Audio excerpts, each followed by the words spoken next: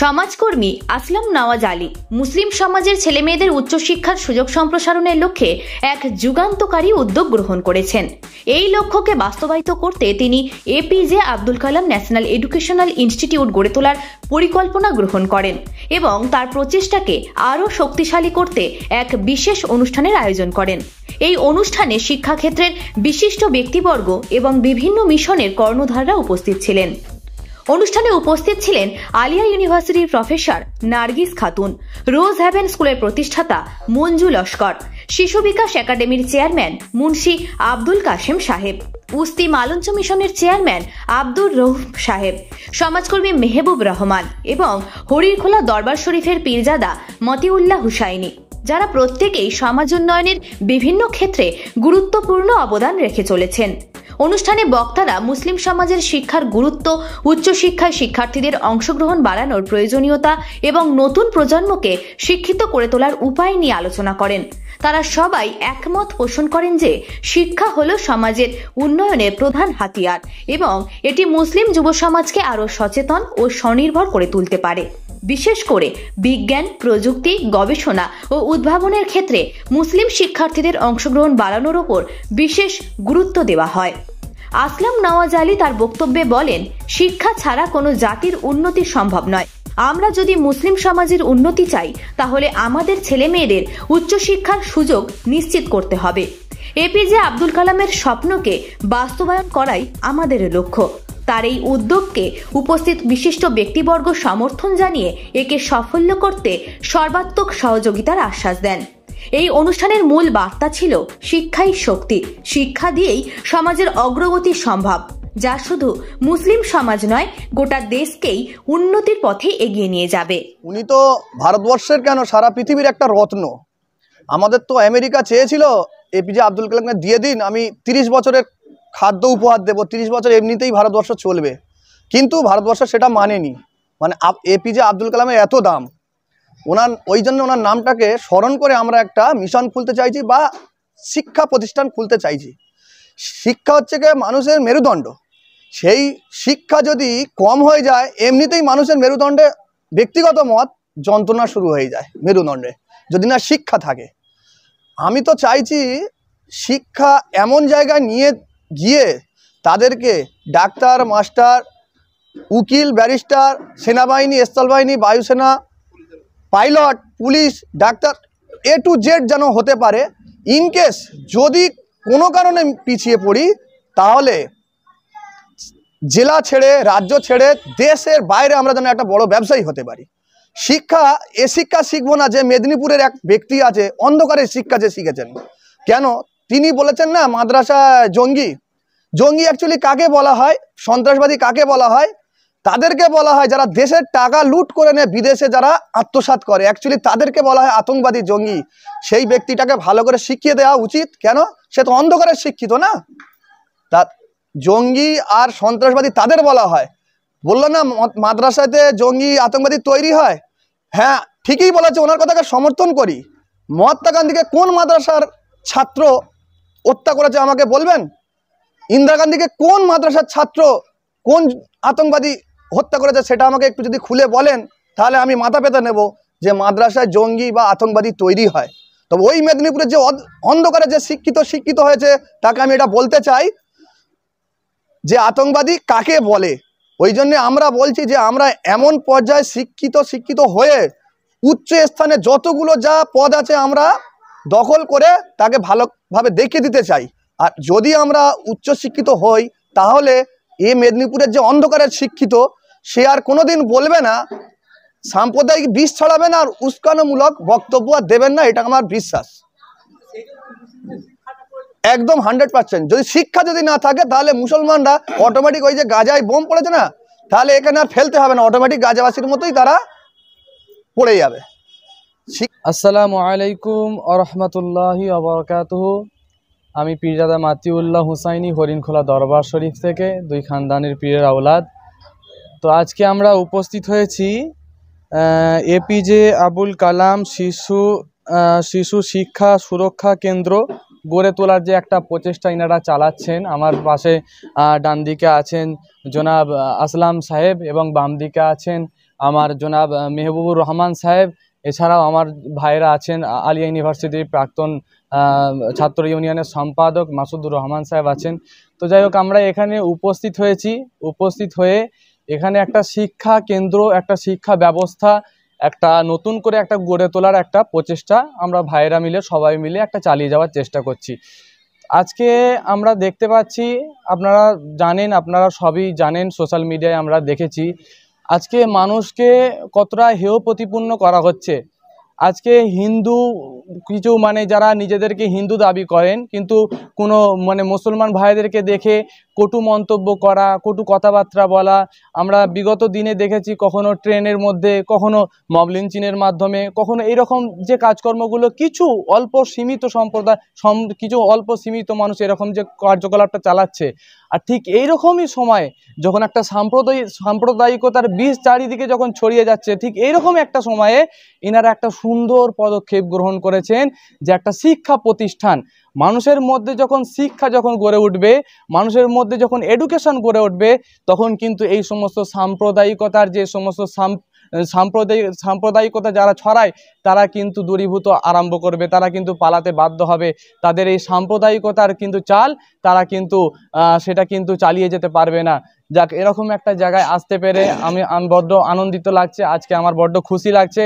আজকে যেমনভাবে ঠিক আমাদের নামাজের কথা ইসলামের মধ্যে 82 জায়গায় বলা হয়েছে, কিন্তু তার থেকেও বেশি জায়গায় কিন্তু শিক্ষার কথা বলা হয়েছে। 92 জায়গায় শিক্ষার কথা বলা হয়েছে, যে তোমরা ইলম অর্জন করো। তালিবুল ইলমি ফারিদাতুন আলা কুল্লি মুসলিম ও মুসলিমা বলা হয়েছে। প্রত্যেক নরনারীর জন্য শিক্ষা অর্জন করা ফরজ করা হয়েছে।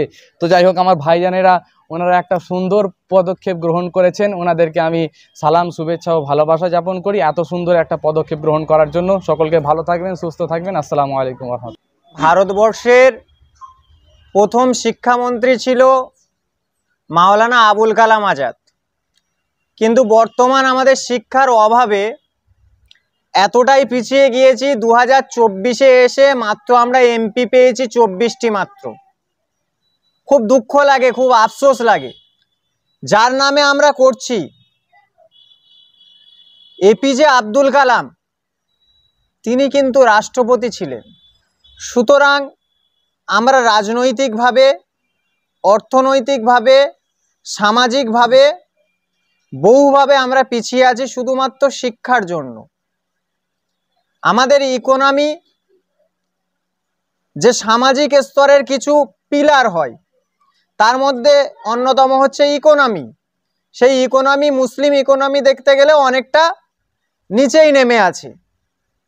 আমরা চাই যে পশ্চিমবঙ্গের প্রত্যন্ত গ্রামের সন্তানরা তারা সুশিক্ষা পাক। তাদের সুশিক্ষার জন্য আমরা আজকে এই অভিযান করছি, এই লড়াই করছি।